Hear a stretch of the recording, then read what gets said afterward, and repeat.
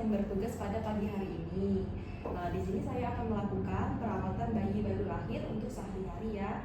Tujuan dari tindakan ini yaitu untuk menjaga kebersihan, kesehatan dan kenyamanan untuk si kecil ya Bu, dan untuk mencegah infeksi dan menjaga suhu tubuh bayi agar tetap hangat dan membantu bayi untuk beradaptasi dengan kehidupan di luar rahim.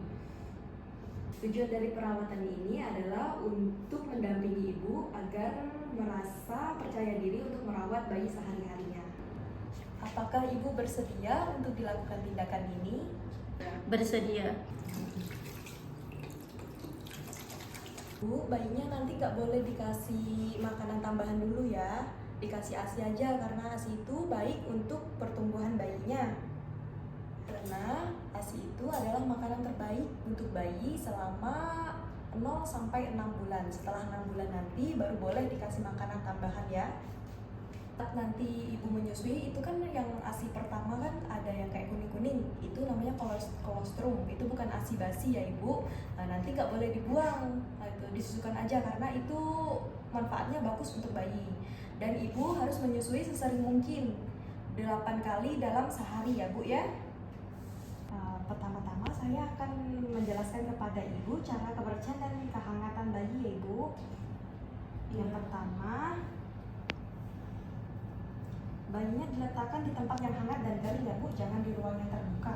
Iya. Atau di dekat jendela juga tidak boleh ya.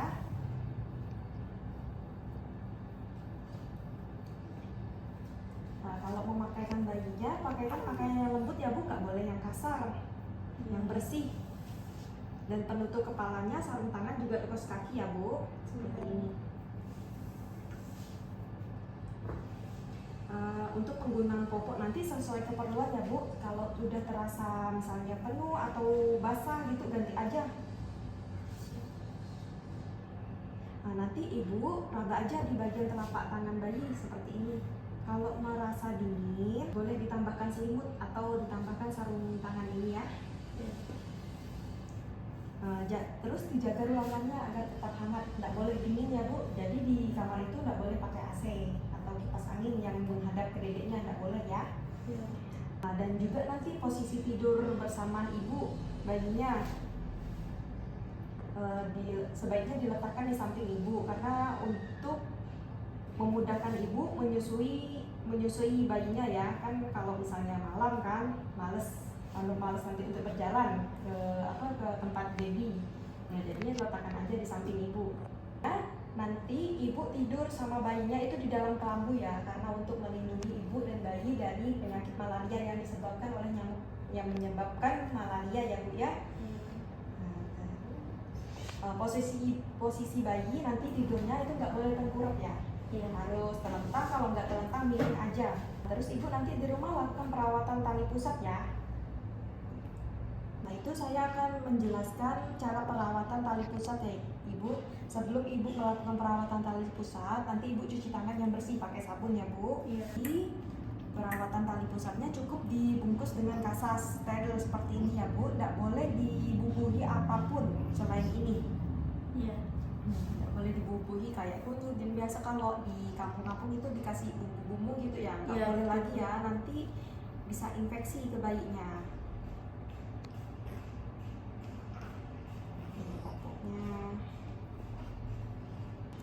Dan juga tali pusatnya nanti dilihat-lihat lagi ya bu. Nanti kalau udah terasa kayak dia basah atau kena kencingnya gitu atau kena gitu langsung diganti aja. Nggak boleh dibiarkan kotor.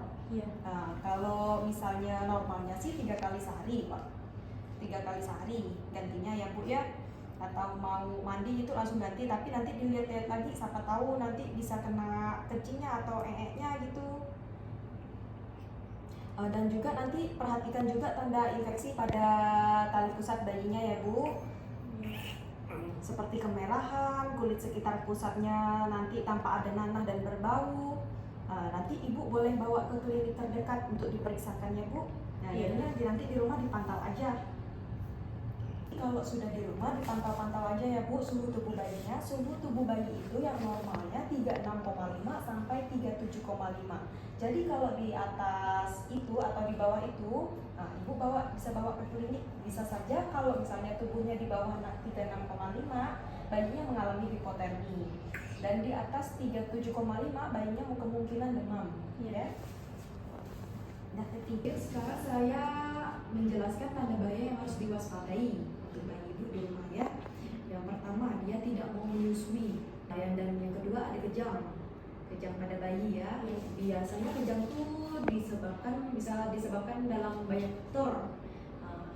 Yang pertamanya demam. Itu kalau suhu tubuhnya tinggi bisa saja bayi itu demam, itu kejang ya. Terus itu jika bayi ibu bergerak hanya jika dirangsang. Misalnya bayi ibu lagi tidur nih, terus ibu pegang, dia baru gerak. Tapi kalau misalnya ibu tidak pegang, dia tidak bergerak sama sekali. Atau jika lagi diam-diamnya, nggak tidur dalam posisi tidak tidur, ibu pegang baru dia bergerak. Jika tidak ibu pegang, dia diam aja. Itu berarti tanda bahaya yang harus diwaspadai ya ibu ya. Dan yang keempat, nafasnya cepat. Nafas bayi normal itu di 60 kali per menit ya Bu ya. Kalau lari lebih dari 60 kali itu bisa aja tanda bahaya yang harus diwaspadai. Dan yang kelima, nafas lambat.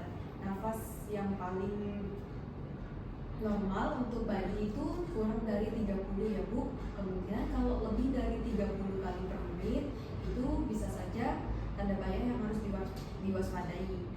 Dan yang keenam, tarik dinding dada ke dalam yang sangat kuat. Nanti ibu bisa kalau lagi mandikan atau lagi nyusukan, boleh dilihat dada bayinya ya. Jika dia tarik nafasnya ke dalam yang kuat gitu, boleh itu diwaspadai nanti.